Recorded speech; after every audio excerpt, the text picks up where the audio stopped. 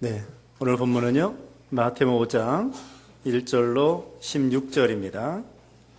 제목은 8가지 복. 네, 제목은 8가지 복이 되겠습니다. 여기 1절로 12절까지는 8가지 팔복의 자격 나와 있고요. 그 다음에 13절로 16절까지는 너희는 세상의 소금이고 빛이다. 너희는 세상의 소금이고 빛이다. 이런 말씀 나와 있습니다. 우리 주일학교 공과 시간인데요.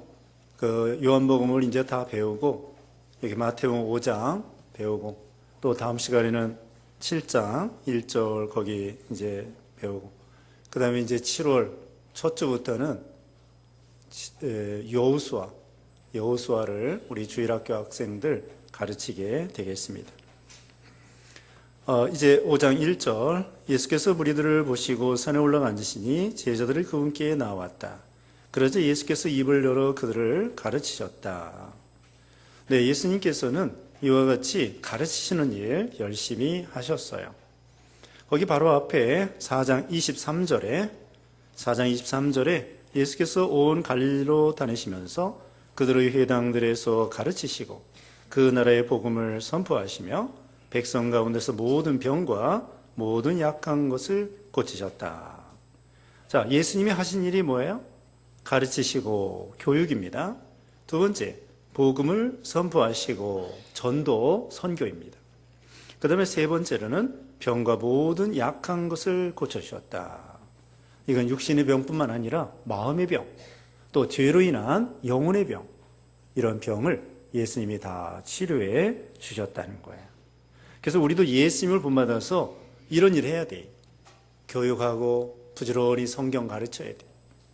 그리고요, 전도하고, 그 다음에는 병을 고쳐주고, 또 육신의 병뿐만 아니라 마음의 병도 있다고 그랬죠. 또 예수 믿지 않으면 죄 때문에 영혼의 병도 있어요. 영혼의 병. 우리가 예수 믿으면 영혼의 병을 치료받는 거예요. 그리고 이제 예수 믿으면서 정서적으로 마음의 병, 마음의 병, 우울하고 답답하고 괴롭고 낙심하고 원망하고 이런 것도 다 마음의 병 때문에 오는 거예요. 그리고 미운 마음, 시기하는 마음, 다투는 마음, 또 욕심, 이런 거 다 마음의 병이. 그런 마음의 병을 예수님을 통하여 다 치료받는다는 거예요. 또 육신의 병도 우리가 기도해주면, 하나님의 뜻이면 다 치료가 되는 것입니다. 예수님이 그런 일을 하셨는데, 오늘 본문에는 이제 5장, 여기 마태복음 5장, 6장, 7장은 산상보훈이라 그래요. 보훈, 보배로운 이 훈계, 보훈, 또는 수훈이라고 그래요. 산상수훈이다. 수훈이라고 하는 것은 이 내려간다는 거예요. 내려간다.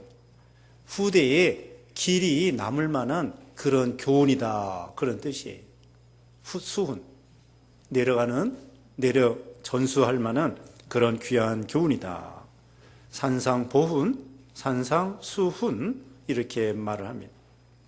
그래서 5장, 6장, 7장에 보면은 우리 예수님이 직접 그 하늘의 비밀과 이 진리를 가르쳐 주시는데 참 좋은 말씀이 많이 기록되어 있습니다. 이제 팔복인데요.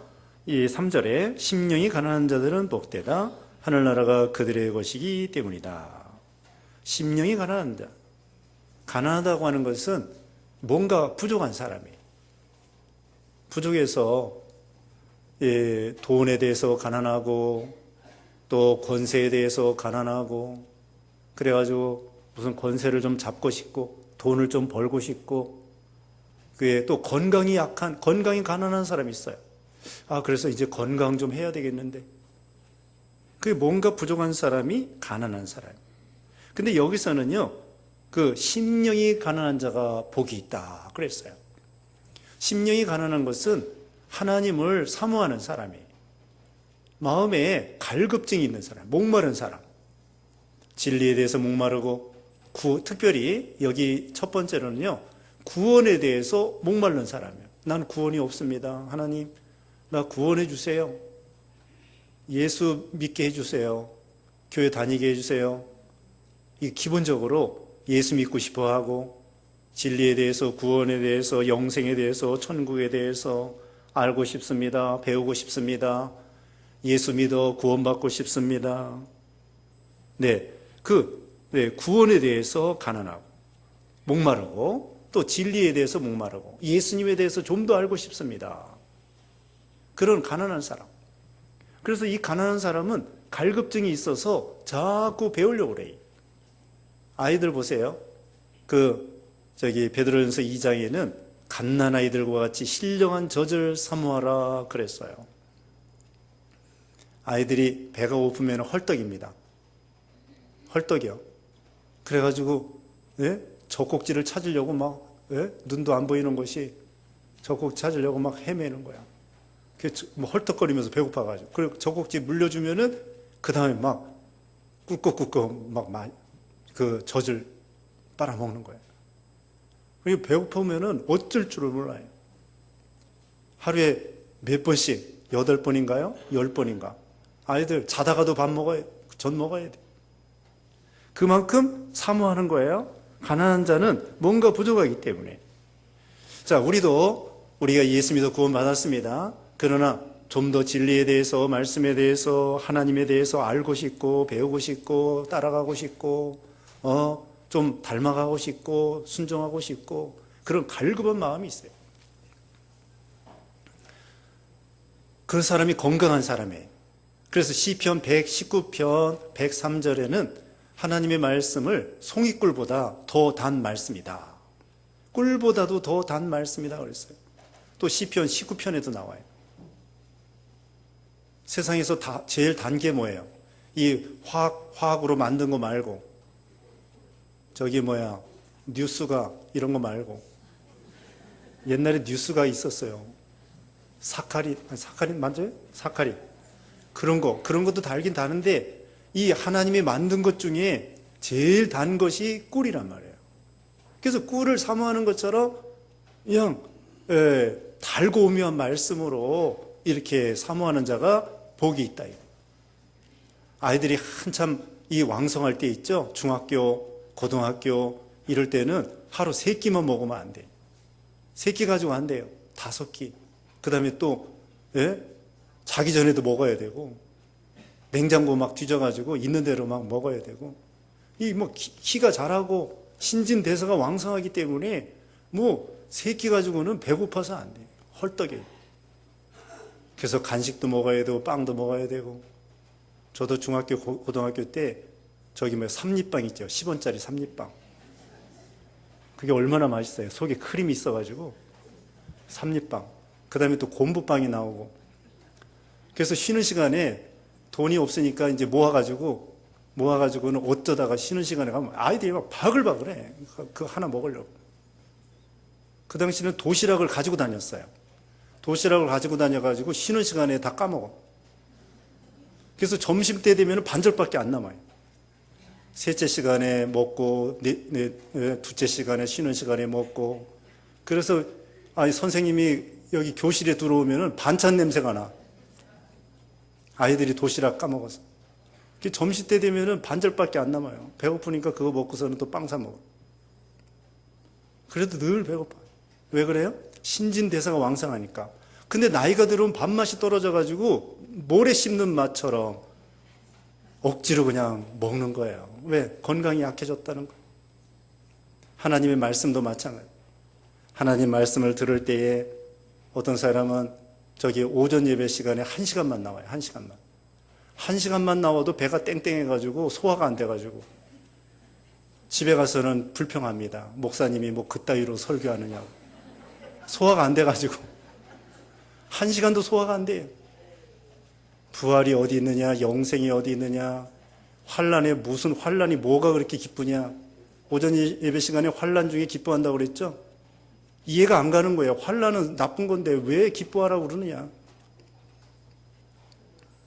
근데 어떤 사람은 오후 예배 나와도 소화가 잘 되고 또 새벽 예배 말씀 들어도 또 소화가 되고 수요 예배도 또 소화가 되고 그래서 말씀 들을 때마다 아멘이고 진리의 말씀이고 생명의 말씀이고 지당한 말씀이고 달고 오묘한 말씀이고 말씀을 들을 때에 얼마나 말씀이 누가 전해줘도 누가 전해줘도 이거 하나님 말씀이구나.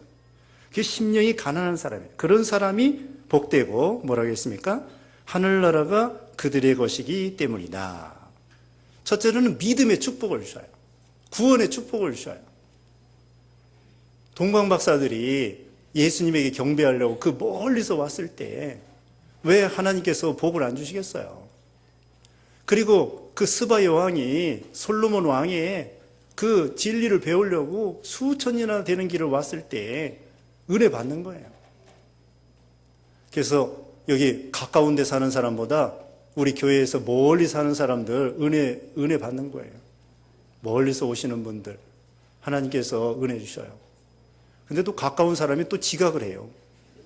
학교 다닐 때도 보면은 학교 옆에 있는 아이가 지각을 해. 멀리 있는 아이는 미리 오니까 지각 안 해. 진리를 사모하고 구원을 사모하고 예수님을 만나고 싶다. 삭개오 보세요. 삭개오. 예수님 만나려고 하는데 키는 작지. 예수님은 사람들이 꽉 옹이하면서 가지. 만날 수가 없네. 얼굴을 볼 수도 없어. 그래가지고는 사모해가지고 뽕나무 올라가서 예수님을 바라보기만 해도 족합니다. 그러니까 예수님 벌써 다 아셔요. 그 밑에 지나가면서 삭개오야 내려오너라. 삭개오 이름도 어떻게 아셨는지 예수님은 삭개오 이름 다 알아요. 누가 옆에서 가르쳐 준 거 아닙니다. 나다나엘 다 알고 삭개오 다 알고 예수님은 하나님의 아들이기 때문에 그 믿음 다 알고 갈급한 거 다 알고 사모하는 거 다 알아요. 심령이 가난한 자 시편 107편인가요? 사모하는 영혼을 만족해 하시고 줄인 영혼에게 좋은 거 주신다고 그랬어요. 사모하는 영혼을 만족해 하시고 줄인 영혼에게 좋은 거 주신다고 그랬고 시편 42편 1절에는 목마른 사슴이 시냇물을 찾아 갈급한 것 같이 내 영혼이 주를 찾아 갈급하나이다. 그런 자에게 하나님께서 은혜를 주셔요. 그런데요, 배부른 사람은 화가 있어요. 누가복음 6장 25절이에요. 누가복음 6.25. 누가복음 6.25, 6장 25절에는 너희 배부른 자는 화가 있도다. 그랬어요. 어떤 사람이 배부른 사람이냐? 나 예수님 필요 없어. 구원 필요 없어. 영생 필요 없어. 천국이 어디 있느냐? 진리도 필요 없어.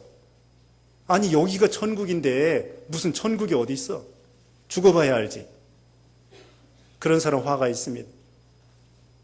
또 진리에 대해서 사모하지도 않고 배부르고 먹어도 좋고 안 먹어도 좋고 말씀 들어도 좋고 안 들어도 좋고 배부른 사람은 화가 있다. 그러나 심령이 가난한 자는 복이 있다고 그랬습니다. 그 다음에 4절입니다. 슬퍼하는 자들은 복되다. 그들이 위로를 받을 것이기 때문이다. 슬퍼하는 사람, 애통하는 사람이 복이 있다고 했는데요. 이것은 무엇을 가지고 슬퍼하고 애통하느냐? 이것은 자기 죄 때문에 슬퍼하고 애통하는 거예요. 내가 왜 이렇게 죄를 짓는가? 내가 왜 이렇게 연약한가? 내가 왜 이렇게 믿음이 없는가? 그것 때문에 자기 죄 때문에 애통하는 사람, 예수님을 닮아가지 못해서 만들어지지 못해서 애통하는 사람. 그래서 로마서 7장 24절에는요. 로마서 7장 24절에는 사도 바울이 탄식을 해요. 오호라 나는 곤고한 사람이로다. 이 사망의 몸에서 누가 나를 건져내랴. 그러면서 어쩔 줄을 모릅니다. 슬퍼하는 자가 복이 있어요. 누가복음 18장에는 세리의 기도와 바리새인의 기도가 나와요. 바리새인은 배부릅니다. 나는 이것도 잘했습니다. 저것도 잘했습니다. 그러면서 자기는 믿음 좋다는 거예요. 근데 세리는 가슴을 치면서 주여 나는 죄인으로소이다. 그때 예수님께서는 세리의 기도가 더 좋은 기도다 그랬어요. 우리도 이 슬퍼하는 사람, 애통하는 사람. 그 다음에 5절입니다. 온유한 자들은 복되다. 그들이 땅을 받을 것이기 때문이다. 온유한 자. 온유한 자는 복되다고 했습니다. 예수님이 마음이 온유하고 겸손하다고 그랬죠. 온유라는 건 뭐냐? 참 이것이 부드러운 건데 여기에서 온유는요. 그 모세가 지면에 있는 모든 사람보다 가장 온유하다고 칭찬해 주셨거든요. 이 온유는 뭐냐면은 어떤 사람이 이 말하면 따라가고 저 사람이 저 말하면 따라가고 그게 온유가 아니에요. 여기 온유라는 것은 하나님의 말씀만 따라가는 거예요. 사람 따라가는 것이 아니라 사람도 좋은 말 해주는 건 따라가야 돼요. 남편이 좋은 말 해주면 따라가고 아내가 좋은 말 해주면 따라가고 이 나이 들수록요 좀 상대방 말을 좀 들어줘야 돼요. 남편은 누구 말 들어주라고요? 아내 말 들어주고 아내는 또 남편 말 들어주고 나이 들수록 그 상대방의 말을 잘 들어주는 게 좋아요. 그래서 사람 말도 좋은 말은 들어주고 옳은 말을 들어주고 그 대신에 하나님의 말씀이라고 하면은 100% 순종하는 것이 그게 온유예요. 여기 성경에서 온유는 하나님의 명령을 그대로 순종하는 것이 온유입니다. 누가 말하면 이것 따라가고 저 사람이 저거 말하면 저거 따라가고 틀린 건데 옳은지도 모르고 그냥 틀린 건데 따라가면 안 되고 옳은 말은 들어주고요. 하나님의 말씀은 진리의 말씀이기 때문에 온전히 순종하는 거 그게 온유예요. 사도 바울에게 하나님께서 너 결박과 환난을 기다린다고 할지라도 예루살렘 올라가라. 예. 또 저기 유럽으로 건너가라. 예. 어디든지 무조건 예예요. 그게 온유예요. 온유예요. 양하고 염소가 있습니다. 누가 더 온유해요? 양하고 염소. 양이 그래도 온유하죠? 염소는 조금 뻗친다고. 이렇게 끌고 가면은 막 이렇게 뒤로 꽁무니 빼는 그 염소가 있어요. 근데 양들은 보통 순종을 잘한다. 안 가겠다는 거예요. 하나님이 동쪽으로 가라면 동쪽으로 가고 서쪽으로 가라면 서쪽으로 가고 예루살렘으로 가라면 가고 가지 말라면 안 가고 그게 온유예요. 그 온유한 자는 복이 있다. 예수님이 하나님 앞에 죽기까지 복종했습니다. 절대 복종이야. 무조건 그리스도 안에서는 예만 하는 거예요. 근데 우리가 이 온유하지 못한 게 많아요. 우리 속에 이 고집, 자존심, 자기 생각, 자기 뜻 이런 것이 있어요. 이런 거. 누구나 다 있습니다. 자기 멋대로 살고 싶은 게 누구나 다 있어요. 근데 우리는 진리 안에서 자유야. 진리 안에서 자유. 누구나 다 자기 멋대로 살고 싶어 합니다. 그래서 온유, 그리고 그들이 땅을 차지한다. 온유한 사람이 하나님께서 땅을 상속받도록 해주십니다. 근데 세상에서도요, 온유한 것들이 이긴대요. 그래가지고 사자나 곰이나 이런 거 강하잖아요. 근데 그것들은 몇 마리 안 돼. 근데 얼룩말 이런 것들은 남 잡아먹지도 않으면서 얼마나 많은지 몰라요. 그래서 세상에서도 온유한 그런 짐승들이 참 더 많다는 거예요. 그래서 이병희 목사님이 말씀했어요. 저기 귀 부러진 손은 없어도 뿔 부러진 손은 있다.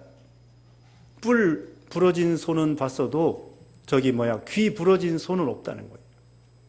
귀는 이렇게 부드럽기 때문에 온유하기 때문에 이건 부러지지 않아요. 근데 뿔은 딱딱해가지고 부러진다고요.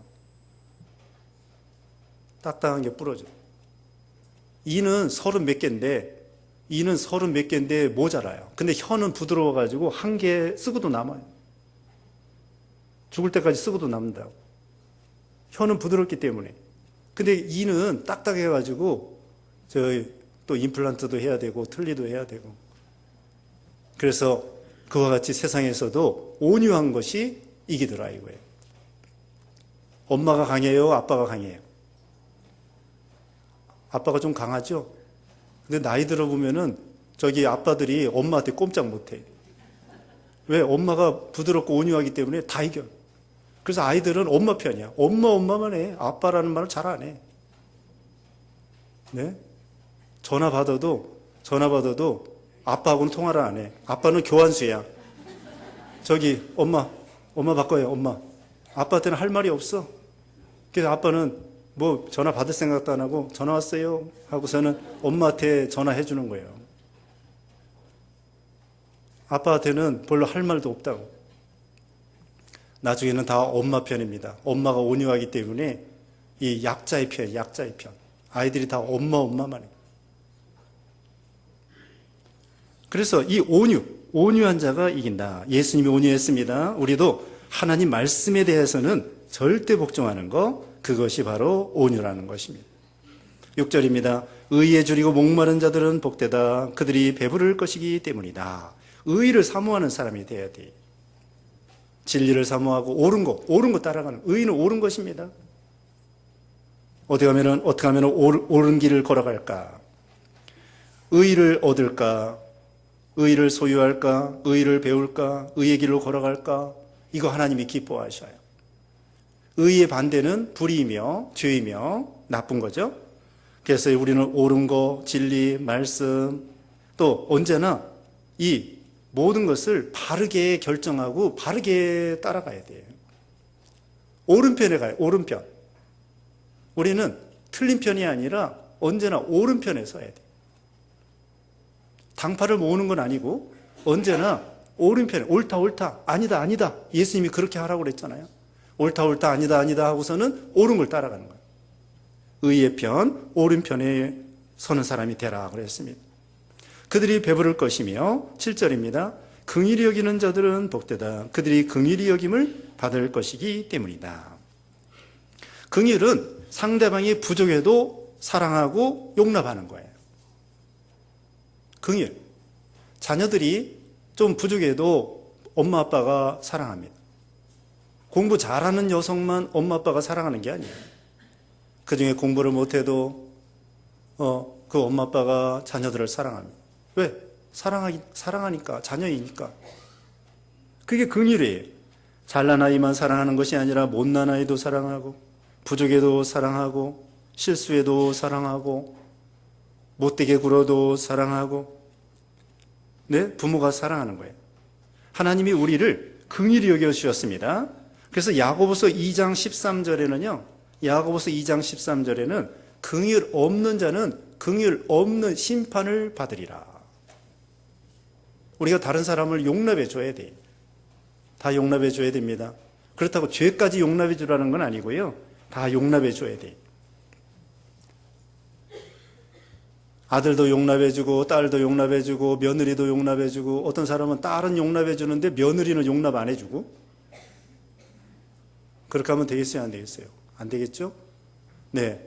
딸 용납해 주는 것처럼 아들을 며느리도 용납해 주고 또 아들 용납해 주는 것처럼 사위도 용납해 주고 똑같이 다 용납해 줘야 돼요. 부족함 없는 사람 하나도 없어요. 다 부족해요. 다 부족합니다. 부족한 거 생각해가지고 긍휼히 여기지 아니하면은 자기가 긍휼 없는 심판을 받아요. 우리는 하나님 앞에 무한한 긍휼을 받았어요. 1만 달란트의 죄를 탕감받았습니다. 하나님 앞에 1만 달란트 탕감받았는데 형제가 나에게 잘못한 거 100데나리온. 어떤 사람은 100데나리온도 안 돼요. 한 데나리온도 용서가 안 돼. 아니 100데나리온도 용서를 해줘야 되는데 형제가 나에게 잘못한 거 눈꽃만큼 그 한 데나리온도 용납이 안 돼가지고 나는 하나님 앞에 1만 달란트 참 죄를 탕감받고 긍휼히 여겨 주셨는데 우리는 얼마나 하나님의 긍휼. 사도 바울도 그렇게 포행자여 핍박자여 회방자였으나 디모데전서 1장에 보면은요 하나님의 긍휼로 자기가 사도가 됐다는 거예요. 오래 참으심으로 자기가 사도가 됐다는 거예요. 베드로 보세요. 예수님을 3번이나 부인하고 또 부활했는데도 불구하고 그 다음에는 또 물고기 잡으러 가고 지난 시간에 배웠죠. 그런데도 예수님이 또 찾아와 주시고 또 찾아와 주시고 또 찾아와 주시고 그리고 예수님이 뭐라고 안 했어요. 얘 이놈아 너 그럴 수 있느냐. 3년 동안 나 따라다니면서 대접받고서는 그렇게 배반하고 도망가다니 3번이나 부인하더니 막 그러면서 예수님이 베드로를 막 뭐라고 하지 않으셨어요. 내가 나를 사랑하느냐 3번 물어보시고 내 양을 먹여라 내 양을 쳐라. 그게 긍휼이에요. 잘못된다고 무조건 뭐라고 그러면은 우리가 하나님 앞에 설 수 없어요. 그것처럼 우리도 다른 사람을 긍휼히 여기면 하나님의 더 큰 긍휼을 받아요. 선으로 악을 이기라고 했습니다. 로마서 12장 끝에 보면은 선으로 악을 이겨라. 다윗이 사울왕이 그렇게 죽이려고 쫓아다니고 10여 년 동안 막 쫓아다녀도 다윗은 죽일 기회가 있었지만 죽이지 않은 거예요. 하나님께 맡긴 거예요. 참 대단한 믿음입니다. 우리에게 그런 믿음을 쓰라는 거예요. 긍휼. 그러면 하나님의 더 큰 긍휼을 받아요. 시므이가 다윗을 막 저주했습니다. 다윗이 압살롬의 난을 피해가지고 도망가는데 시므이가 나와가지고는 저 언덕바지에서 티끌을 날리면서 다윗을 막 저주하는 거예요. 잘됐다. 네 꼬라지가 참 잘됐구나. 그때 옆에 신하들이 저 시므이를 당장 죽입시다. 다윗이 뭐라고 했습니까? 하나님이 그 입에 나를 저주하게 하시는데 내버려둬라. 이 일로 말미암아 하나님이 나를 긍휼히 여겨서 다시 돌아오게 할지 어떻게 알겠나. 죽일 수 있지만 죽이지 아니하고 긍휼히 여기고. 참 이것이 다윗의 믿음이고 예수님의 믿음이고 우리도 남을 긍휼히 여기라는 거예요. 우리 기독교는요, 용서가 있어요. 용서와 긍휼이 있어요. 용서와 긍휼이 없으면은 우리 숨막혀서 못 살아요. 하나님 앞에 나아갈 수가 없어요. 하나님의 긍휼로 은혜의 보좌 앞에 나아갈 수 있는 거죠. 8절입니다. 마음이 청결한 자들은 복되다. 그들이 하나님을 볼 것이기 때문이다. 마음이 청결한 사람, 마음이 깨끗한 사람, 하나님을 본다고 했습니다. 이 청결하다고 하는 건요, 한 마음이 되는 거예요. 한 마음. 두 마음이 아닙니다. 우리 마음이 하나가 되어서 온전히 하나님께 기울이고 마음이 깨끗한 사람, 하나님을 볼 수 있고 지혜가 생기고 신령한 지혜가 생기고 신령한 눈을 뜰 수가 있습니다. 하나님을 알아나갈 수 있어요.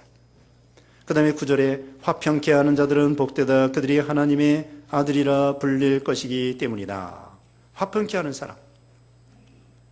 오늘 오전 예배 시간에 말씀드린 것처럼 우리 예수님을 통하여 하나님과 우리가 화목하게 됐어요. 화평케 됐어요. 예수님이 화평케 하는 분이에요. 화목케 하시는 분이에요. 우리도 예수님을 따라가지고 화평케 하는 사람이 되어야 되겠습니다. 불난 집에 부채질하고 이간질하고 또 서로 죽이고 미워하고 그런 사람이 아니라 서로 화평케 하는 거예요.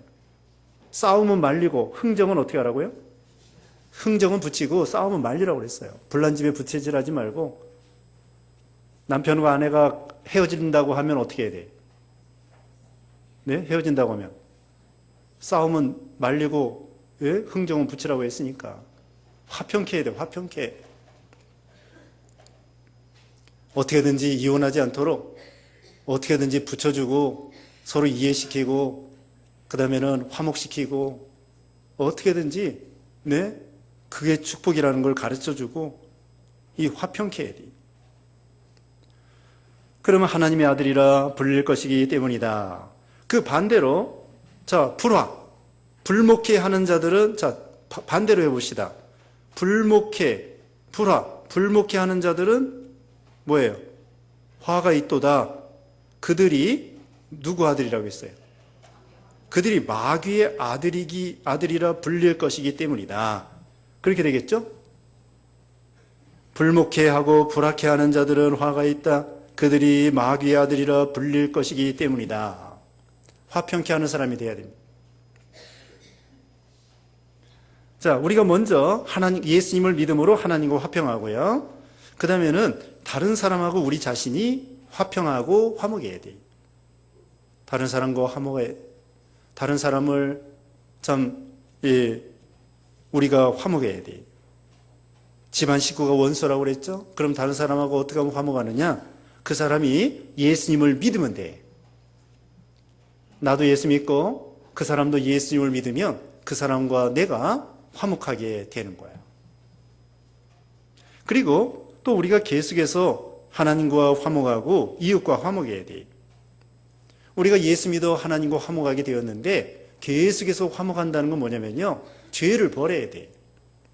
죄를 가지고 나가면 하나님과 또 서먹서먹해져요. 하나님과 우리가 담이 쌓여요. 그러니까 우리가 죄를 계속 회개하고 죄 계속 깨끗하게 하고 그래야 하나님과 친해지는 거예요. 우리가 죄를 가지고 나가면 하나님과 우리 사이에 담이 쌓여가지고 그 다음에는 화목이 아니에요. 예수님을 믿어서 근본적으로는 화목하지만 우리가 죄를 지면은 하나님과 점점 멀어지고 세상이 가까워지고 그렇게 되는 거예요. 결혼해서 한 집안에서 같이 살더라도 서로 싸우면은 같은 집안에 있으면서도 불목하고 괴로운 것처럼 우리가 예수 믿으면은 예수님과, 그러니까 성령님과 우리가 같이 살아요. 성령님과 우리가 같이 사는데 우리가 죄 짓고 돌아다니면 성령님과 우리가 멀어진다. 그럼 화목이 아니에요. 그래서 늘 회개하고 깨끗해서 하나님과 늘 동행하고 화목해야 되는 거고요. 그 다음에 다른 사람과도 계속 화목해야 돼요. 한 마음이 한 뜻이 되어서 계속 화목해야 됩니다. 근데 근본적으로 이 화평케 하려고 하면요, 희생이 들어가야 돼요. 희생. 하나님과 우리가 화목하는데 누가 희생했어요? 예수님이 화목제물이 되어주시고 죽어주셨죠? 그것처럼 우리도 화목하려면 희생이 들어가야 돼요. 다른 사람하고 화목하려면 우리가 희생해야 돼요. 어떻게 희생해야 돼요? 밥이라도 사주고 커피라도 사주고 내가 먼저 말을 걸고, 그것도 희생이에요. 아니, 자존심 상해가지고 내가 잘못한 것도 없는데 왜 내가 먼저 말 거냐? 그러지 말고 우리 믿는 사람이 먼저 손을 내밀고 사랑하는 거예요. 자, 부부싸움 하면 누가 먼저 사과하라고 그랬어요? 믿음 좋은 사람이 사과하라고 그랬어요. 남편이 믿음 좋으면 누가 잘못을 따지지 말고 부부싸움 한 다음에 누가 먼저 사과하느냐? 믿음 좋은 사람이 사과해야 돼요. 여자가 믿음 좋으면 여자가 먼저 사과하고, 남자가 믿음 좋으면 남자가 먼저 사과하고. 근데 둘 다 믿음이 똑같다. 그럼 누가 먼저 사과해야 돼? 남자가 먼저 사과해야 돼. 내가 잘못이 조금밖에 안 했는데 그래도 먼저 사과해야 돼. 그러면 가정이 화목하고 잘 될 수 있습니다. 먼저 말 걸고 먼저 사과하고 먼저 화목하고, 그 하나님이 기뻐하셔요. 하나님이 신령한 복을 주신다. 희생을 해야 됩니다. 희생을 하면은 화목하게 될 수 있습니다. 그 다음에 10절입니다. 의를 위하여 박해를 받는 자들은 복되다. 하늘나라가 그들의 것이기 때문이다. 의를 위해서 핍박받는 사람 복되다는 거예요. 이건 하늘나라를 위해서 핍박받는 거예요. 의를 위해서 말씀 지키다가 성경 말씀 순종하고 계명 지키다가 핍박받는 것입니다. 그리고 또 전도하다가 핍박받는 거예요. 전도하다가 욕먹고 핍박받고, 그것이 복되다고 했습니다. 말씀 순종하다가 주님을 위해서 예수 믿는다고 욕먹을 수 있어요. 예수 믿는다고 욕먹는 거, 핍박받는 거, 그거 복이라는 거예요. 그게 의를 위해서 박해받는 거예요. 그래도 이 좁은 길 걸어가야 됩니다. 그게 생명길이에요. 하나님 기뻐하는 길이고, 여기 칭찬이 있다고 했어요. 하늘나라가 그들의 것이라고 했고요. 11절에 나 때문에 사람들이 너희를 모욕하고 박해하며 거짓으로 너희를 대항하여 온갖 악담을 할 때에 너희는 복되니. 모욕하는 거, 박해받는 거, 또 거짓으로 우리를 대항하여 악담을 하고, 참 무고하고 이런 거, 이럴지라도 오히려 기뻐하라는 거예요. 그만큼 상이 크다는 거예요. 억울하고 애매하게 고난받을 때에도 기뻐하고, 또 예수님처럼 그렇게 바른 길 걸어가는데도 모욕받는 거, 핍박받는 거 기뻐하고, 그거 하늘나라의 상이 크다는 것입니다. 오히려 기뻐해야 돼요. 12절에 기뻐하고 즐거워하라. 하늘에서 너희 상이 크기 때문이다. 너희보다 먼저 있던 선지자들을 이와 같이 밖에 있었다. 아, 예수님을 닮아가는 거구나. 예수님의 십자가를 따라가는 거구나. 또 앞서간 믿음의 선진들, 선지자들, 그 사람들 박해받았는데 나도 좀 닮아가는 거구나. 거기에 참여하는 거구나. 그리고 기뻐해야 돼요. 우리가 환난 중에도 즐거워하라고 그랬죠? 왜? 환난을 통하여 인내가 만들어지고 연단이 만들어지고 마침내 소망이 이루어진다는 거예요. 그러니까 오히려 기뻐해야 돼요. 우리를 욕하는 사람이 있으면 어떻게 해야 돼요? 욕하는 사람을 고맙게 생각해야 돼요. 고맙게. 나에게 상금 만들어주니라고 고생 많이 하십니다. 하고서는 고구마도 사주고 커피도 사주고 그래야 돼요. 저렇게 힘든 일 하시는데 나 만드니라고 얼마나 고생하십니까? 하나님이 저 사람 보내가지고 나를 만드는데 얼마나 고생하십니까? 하고서는 대접해 드려야 돼요. 참 고맙다고, 감사하다고. 그 사람 때문에 내가 만들어지고 예수님을 닮아가고 참는 믿음이 되고 나중에는 소망이 이루어지고 상급을 받게 되었으니 이게 얼마나 감사해요. 그래서 예수님은 오히려 자기를 핍박하는 사람을 위해서 기도해 줬어요. 스데반 집사도 그 자기를 죽이는 사람을 위해서 기도해 줘. 참 우리의 도는 고상한 도예요. 고상한 도예요. 사랑으로 다 이기는 거예요. 사랑으로 다 이깁니다. 핍박하는 사람도 이기고 우리를 죽이는 사람도 이기고. 근데 여러분, 우리가 당하는 요즘의 그 시련은요, 힘들어도 예전에 여기 이 성경을 기록할 때, 초대교회 때, 그때의 시련, 일제시대 때 시련, 공산주의 시대의 시련, 이런 거에 비해서는 참 아무것도 아니에요. 그때는 말 그대로 불과 같은 시련, 불과 같은 시련. 죽느냐 사느냐. 베드로전서 1장 7절에 너의 시련이 불로 연단하 해도 없어질 금보다 더 귀하여 예수님 강림할 때 칭찬과 영광과 존귀를 얻게 하려 하심이라. 불과 같은 시련이에요. 풀무불과 같은 시련이에요. 이제는 다 죽었다. 사도 바울도 고린도후서 1장 보면은 이제는 다 죽었다. 끝장이다. 사형 선고 받은 사람과 같다. 그런 시련이라고요. 그러니까 여러분 시련 당할 때 왜 나만 시련 당하나? 왜 이렇게 큰 시련인가? 그렇게 생각하지 말고요. 이 앞서간 믿음의 선진들은 나보다 더 큰 시련을 받았다. 바울을 생각해 보자. 베드로를 생각해 보자. 특별히 예수님을 생각해 보자. 또 욥을 생각해 보자. 요셉을 생각해 보자. 사드락 메삭 아벳느고를 생각해 보자. 그러면서 그 앞서간 믿음의 선진들 기뻐하고 즐거워하라는 거예요. 그 다음에 13절입니다. 너희는 세상의 소금이다. 만일 소금이 그 맛을 잃으면 무엇으로 짜게 하겠느냐?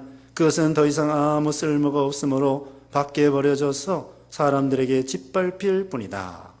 너희는 세상의 소금이다. 소금이 되라는 것이 아니라요. 이미 소금이 되어 있다는 거예요. 우리는 다 소금이 되어 있어요. 근데 이제는 중요한 건 뭐냐면 우리 사명이 뭐냐면요. 이 소금의 맛을 내는 거예요. 맛. 소금의 사명은 맛을 내는 건데 우리 믿는 신자들이 맛을 잃어버리면 아무 소용이 없어서 밖에 버리고 지나가는 사람이 짓밟는다는 거예요. 소금. 이 소금이 꼭 필요해요. 소금이 꼭 필요합니다. 우리가요, 짜게 먹으면 안 되죠? 고혈압 걸리고 그러니까 짜게 먹으면 안 돼요. 여러분, 김치도 맛있다고 해가지고 왕창 먹으면 안 돼요. 우리나라 사람들 위암에 많이 걸리는데 그 김치를 너무 짜게 먹어가지고 싱겁게 드셔야 돼요. 김치뿐만 아니라 싱겁게 드셔야 돼요. 우리나라가 이 냉장고 없을 때에는요, 이 위암이 더 많이 걸렸어요. 왜냐하면 여름에 상하니까, 음식이 상하니까 막 젓 있죠? 명란젓, 무슨 젓, 이런 거, 오징어젓, 새우젓, 그런 것만 먹는 거야, 상하니까. 그러니까 짜니까 우리 몸이 안 좋아해요. 근데 이제 냉장고가 있어서 그 위암이 많이 줄었대요. 상하지 않은 거 먹고 또 싱거운 거 먹고 그래가지고 너무 짜게 드시면 안 돼요. 그런데 그렇다고 소금기가 전혀 없으면 그것도 안 돼요. 소금을 적당히 또 먹어야 돼요. 우리 피가 전해질이 있어요. 전해질이 소금기가 필요하다고요. 그래서 여름에 땀을 뻘뻘 흘린 다음에는 소금을 조금 먹어야 돼요. 이 땀으로 이 소금기가 빠져나가니까. 그래가지고 운동한 다음에 게토레이, 포카리 스웨트 그런 게 이렇게 전해질 음료수예요. 운동선수들이 땀 잔뜩 흘리고 그런 포카리 스웨트나 이 게토레이 이런 거 먹는 거예요. 거기 소금기가 들어있다고. 그러니까 어느 정도는 먹어야 된다는 거예요. 이 소금이 우리 건강에나 생명에나 꼭 필요해요. 근데 세상 사람들은 이 소금을 무시해요. 값이 싸니까 그냥 저기 금간 항아리에다가 소금 담아놓고는 골방에다가 알아주지도 않고 꼭 필요한데 세상 사람들이 우리 예수 믿는 사람들 참 우리 예수 믿는 사람이 얼마나 좋은 일이에요. 세상을 정화시킵니다. 나쁜 짓 하지 않습니다. 음주운전 하지 않습니다. 음주운전 해가지고요 뉴스를 보니까 가족 사람들 많이 죽여요.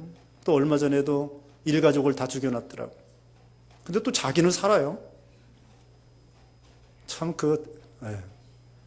또 우리 신학생 그 처남이 무면허 음주운전 해가지고 어떤 주부를 운전하다 죽였어요. 참 음주운전 그렇게 나쁜. 근데 우리 예수 믿는 신자들 술 안 먹지, 또 담배 피우지 않지, 또 이렇게 나쁜 짓 안 하지. 그러니까 사회적 비용이 우리 때문에 안 드는 거예요. 또 정화시키니까 감옥문은 점점 닫혀지지, 파출소도 필요 없지. 예수 믿는 사람 많아지고 교회가 많아지면 파출소는 점점 줄어들 거고, 경찰도 점점 줄어들 거고, 저기 교도소도 점점 줄어들 거고. 그래서 우리가 이 소금의 역할을 잘 해야 돼요. 이 바닷물은 3.8%, 소금기가 3.8%인데도 바닷물은 잘 썩지 않습니다. 근데 왜 기독교인들이 800만, 900만 되는데 왜 이렇게 사회가 썩고 부패 지수가 우리 한국에 높으냐 이거예요. 그래가지고 국회에서 김영란법을 만든다든지 뭐 그런 일 많이. 이번에 20대 국회에서 300명 국회의원 중에 79명이 예수 믿는 사람이에요. 300명 중에 79명이 예수 믿는 사람 몇 %예요? 이제 또 기대해 봅시다. 20대 국회는 얼마나 참 믿음으로 잘 하는 건지 우리가 기대해 봐야 돼요. 그래서 소금의 역할을 잘 하라는 거예요. 이 맛내는 사람. 다른 사람의 생명을 살리는 사람, 도와주는 사람, 또 맛을 내게 하는 사람. 어떤 맛이냐? 믿는 맛을 내게 해주는 사람. 구원의 맛. 또 이 세상을 살아갈 만한 맛. 이 세상을 어떻게든지 살려고 하는 그 맛을 내게 해주는 거예요. 살 가치가 있는 거구나. 인생이 헛된 것이 아니고 우리 하나님께서 우리에게 사명을 주셨구나. 열심히 살아야 되겠구나. 사는 날까지 죽도록 충성해야 되겠구나. 살맛 나게 해주고 인생의 믿음의 재미를 보여주고 어떻게든지 다시 말하면 믿음의 맛, 구원의 맛, 인생의 맛, 행복한 그걸 보여주는 거예요. 그리고 그 사람이 가면은 그 단체가 변화되는 거예요. 그 단체가 좋은 단체로 변화되는 거예요. 우리 믿는 신자가 복음 전하다 감옥에 갇히잖아요. 근데 감옥에 갇힌 죄수들이 다 예수 믿어. 어떤 경우는 살인 강도가 거기서 성경책 읽다가 회개하고 예수 믿어요. 그래가지고 막 감옥에 있는 사람 몇백 명을 전도하는 거예요. 나쁜 짓 하다가 감옥에 갇혔는데 회개하고 예수 믿고 몇백 명 전도하는 거예요. 그래서 이게 소금이 그렇게 해서 맛을 내게 하는 거예요. 변화가 됩니다. 그 다음에 14절에 너희는 세상의 빛이다. 산 위에 있는 성읍은 숨겨질 수 없다. 사람들은 등불을 켜서 그것을 말 아래 두지 않고 등잔대 위에 둔다. 그래야 등불이 집 안에 있는 모든 이들에게 비치게 된다. 여기 세상에 빛이 되어라 그게 아니에요. 이미 우리는 세상에 빛이 되어 있습니다. 이제 어떻게 하면 되느냐? 빛을 잘 비춰 내보내야 돼요. 곡식되는 말 속에다가 이렇게 뒤집어 씌워 놓지 말고 등잔대 위에다 높이 이게 들어가지고 퍼져 내보내야 돼요. 이미 빛이 되어 있습니다. 어떻게 하라고요? 빛을 전파하면 돼요. 복음의 빛을 전파하고 여기 이제 뒤에 나오지만 선한 행실로 전파하고 그리스도의 향기로 전파하고 주님을 보여주는 거예요. 이제 말 아래 두지 말아요. 이게 이렇게 숨겨가지고 뒤집어 씌워놓지 말고 어떻게든지 높이 들어가지고 전파해야 돼요.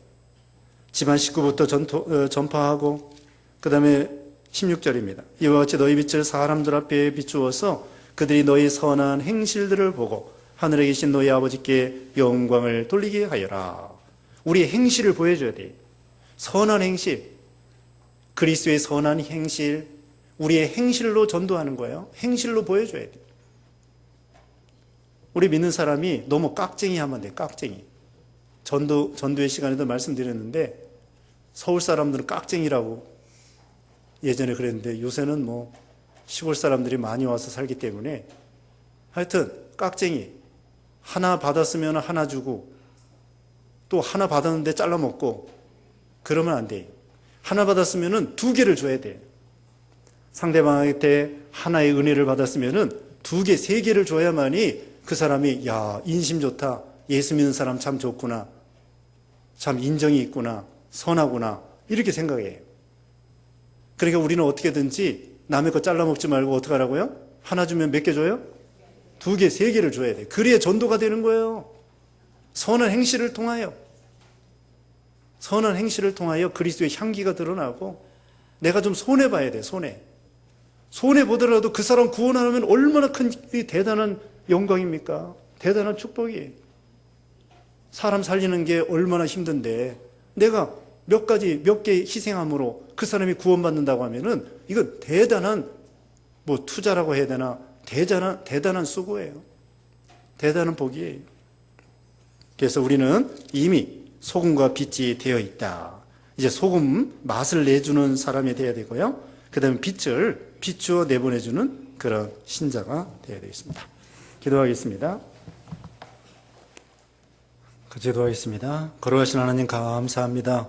우리를 구원하여 주시어서 참으로 또 소금과 빛으로 삼아주시고 소금의 역할, 빛의 역할 잘 감당하라고 했사오니 참으로 그리스도의 선한 행실을 본받아 우리도 선한 행실을 통하여 많은 생명들을 구원하는 그런 우리가 되게 하시고 심령이 가난한 자가 되게 하시고 애통하는 자가 되게 하시고 온유한 자가 되게 하시고 의에 줄이고 목마른 자가 되게 하시고 화평케 하는 자가 되게 하시고 긍휼히 여기는 자가 되게 하시고 또 의를 위해서 박해를 받는 자는 복이 있다고 했사오니 우리가 이런 길 걸어가므로 신령한 복을 받는 우리 모두가 되게 하시고 한 주간 동안에도 먹든지 마시든지 무엇을 하든지 하나님의 영광을 위해서 살며 소금의 빛의 역할을 잘 감당하는 우리 모두가 되게 해주셨기를 원하옵고 예수님의 이름으로 기도드리옵나이다.